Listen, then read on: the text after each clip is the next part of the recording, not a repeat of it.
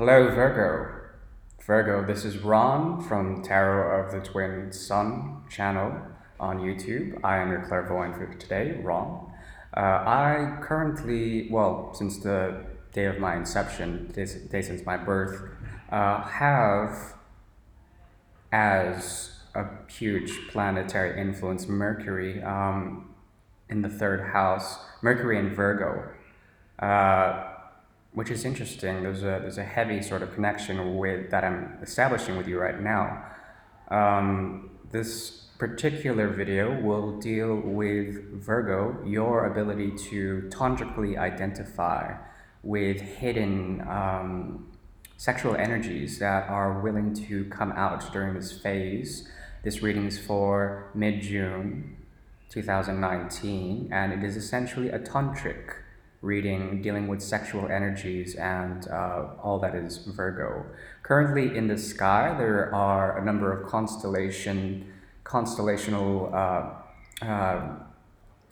sort of waves about the sky that are going to be influencing your sense of self, if you're the ascendant, or the sun placement, your sense of ego and stratification of that. Or if you have a moon in Virgo, it's also sort of representing your mind as well as your power to unite on a mercurial level that is dealing with the moon in Mercury, a complexion of the mind and how you communicate. Virgos, you guys tend to be quite grounded in a magical way, grounded to the earth. Therefore, unlike the Gemini energy, which runs throughout most of June, that of the magician, bringing what is above to below. Virgo, on the other hand, is also ruled by Mercury, bringing what is below to the above. It's a type of projection in which they can deal, from a ground perspective, very analytical, very practical, and deal with the projection. Projection is key word of cosmological things.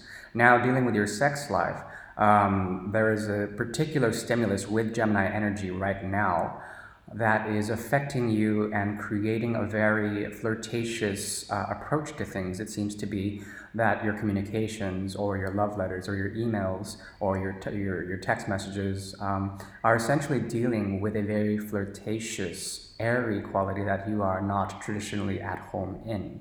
Now, there are ways to temper this sort of flirtatiousness, I would recommend just letting it free and really just cutting loose, Virgo, because you tend to be quite rigid in your way and fixed.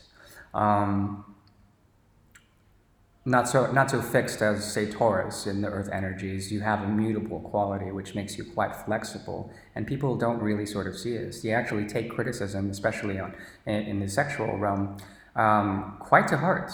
And you are proud of your grounded sexual prowess, however, able to project that onto on an intellectual sphere onto your love situations.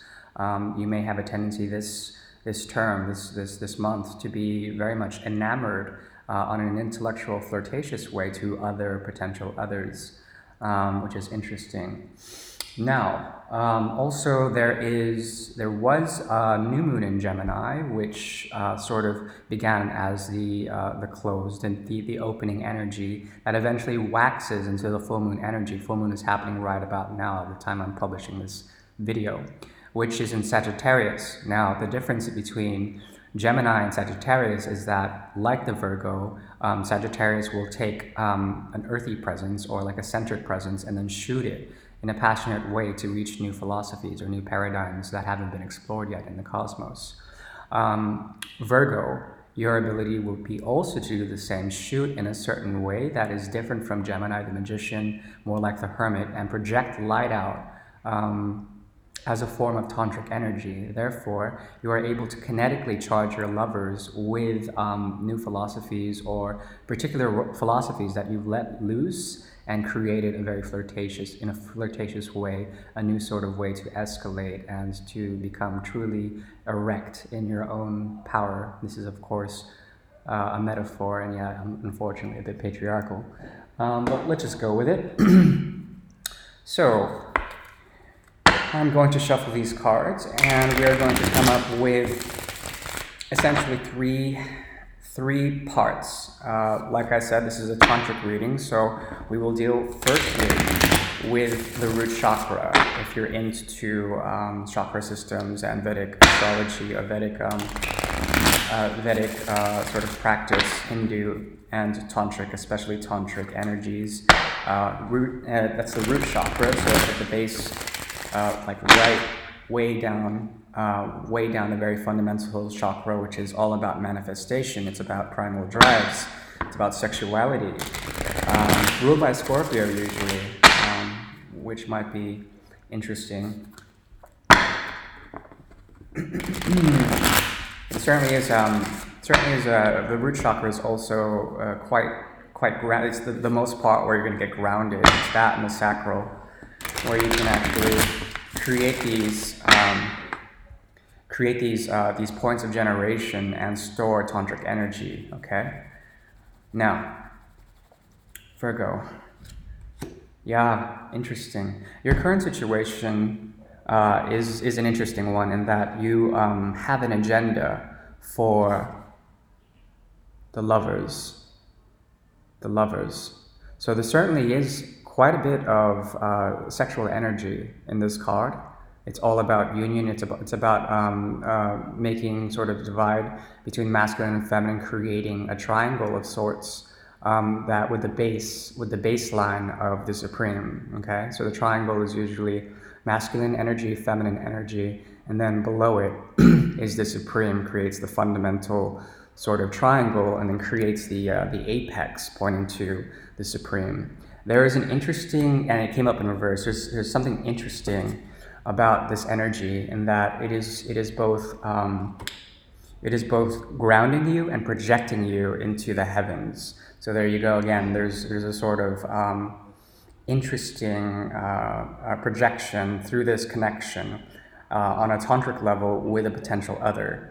Now this could be in the current relationship you're in, but also for some reason I'm getting an interesting stimulus with a potential other that's outside of your current relationship. If you're committed, or if you're single, a sort of almost, yes, you have masculine and feminine, but a divine sort of a basis for this connection. Okay, and what really comes to mind is also in this card there is the Kundalini snaked serpent down here on the base chakra, like I mentioned, and it's sort of projecting upwards into this projection of time. Okay, so we have like the primordial lovers here, sort of Adam and Eve, polar opposites of different colors, yet complementing with the hand of friendship. Eventually, this evolves into an actual union with two people. Could be twin flame, could be soulmate energy, but there certainly is like a royalty around it.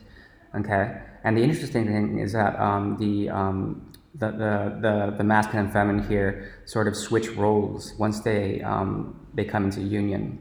Now, you could be dealing with a potential twin flame, like I said, and because it's in reverse, it can either be a subconscious knowing or an unconscious connection that's being gleaned between you two. Could be very challenging in a way, but there is an unsaid love or unspoken love that is essentially being awoken. There could also be the chance for a type of Kundalini energy running between you two. And if you're lucky enough to have had consummation on the physical plane, that might have awoken you in a spiritual way, Virgo. Now, I know Virgos get the rap that they're essentially non-spiritual people, atheists, primarily analytic and based on a grounded reality. They tend not to believe in God. However, you are on this channel, and there certainly is something to be had about especially the Gemini energy here listed as the 2, the 11 principle, which is all about getting into your power and then being sort of the next individual paradigm for 2, for union. So 2 is twin, and there's a lot of twin flame energy going here so far. I'm going to go ahead and clarify this with one card in the deck. And see how there is a blockage here or not. Okay, interesting.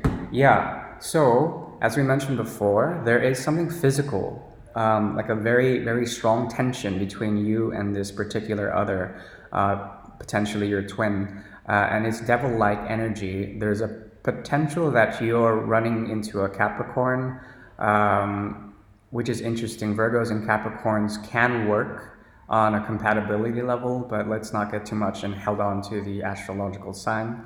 Also, you could be dealing with anyone Saturnian, so there's also a possible connection with an Aquarius on an intellectual sphere.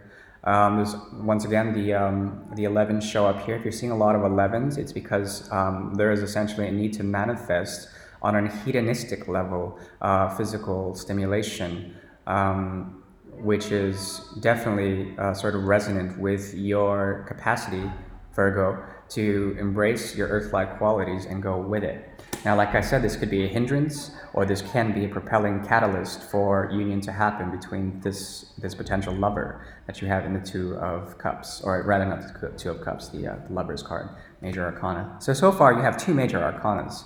With the Lovers, also, like I mentioned before, if I haven't yet, there's a possibility that a Gemini is somewhere around the area, and because they're coming into such power, they might have gotten your attention as a sphere of analysis, and you're willing to experiment with that, or potentially someone of earth sign energy here, and try to come into sort of physical union with them, or at least to experiment with that.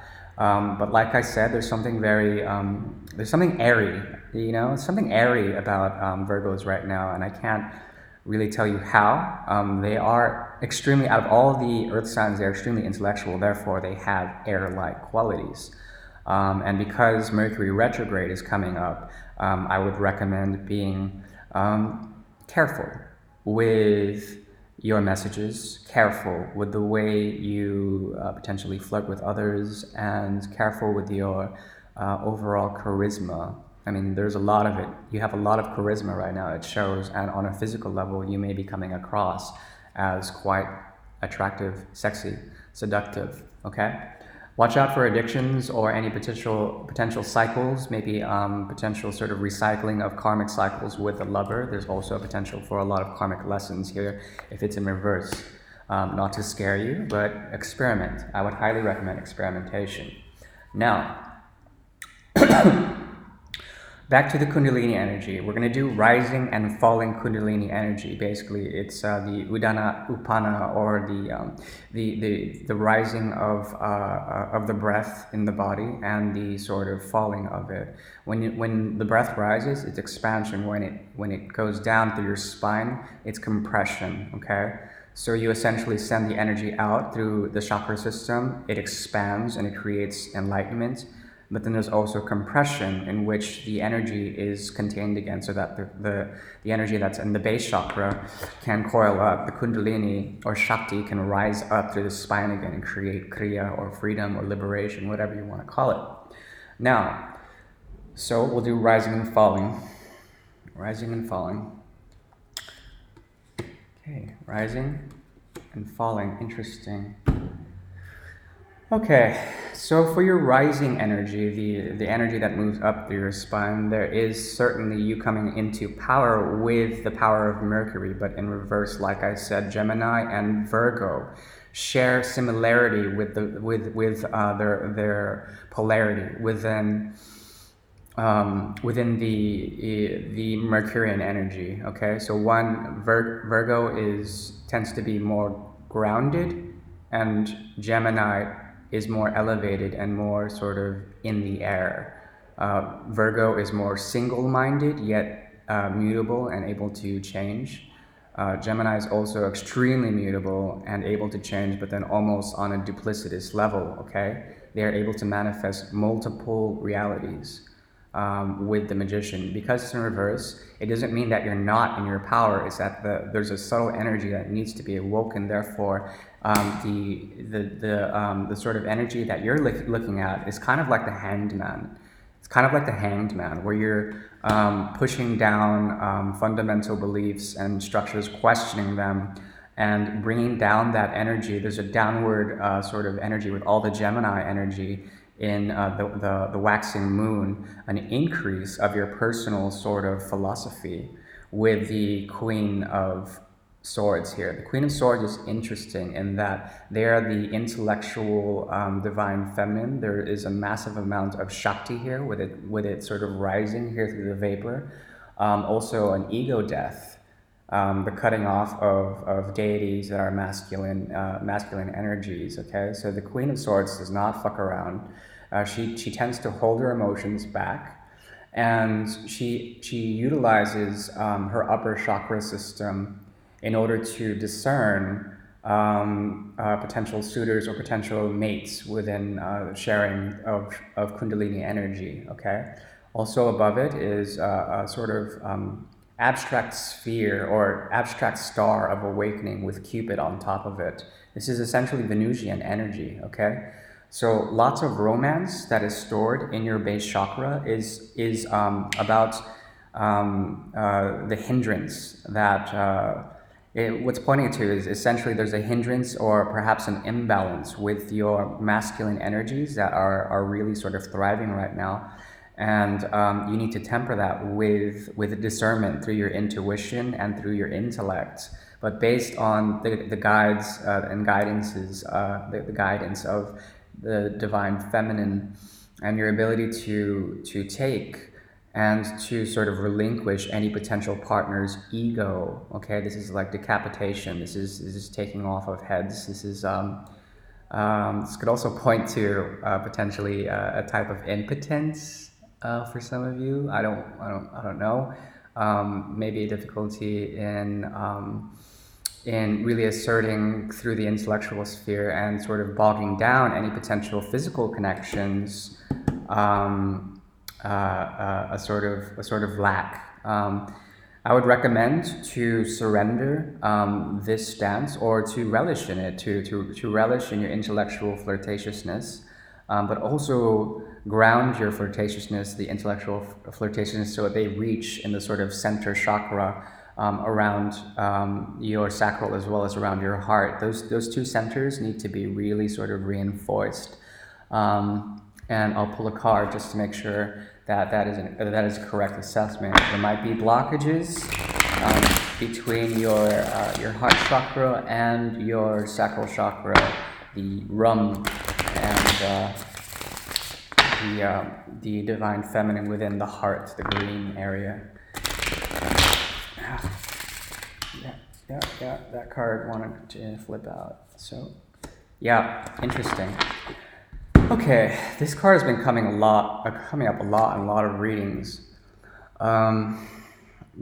Dealing with the Prince of Cups. Prince of Cups is a Scorpio, Cancer energy, potentially Pisces. You might have that in your chart, or a lover that you have has this sort of in their chart. Doesn't matter if it's a male or female. The Prince is essentially a page.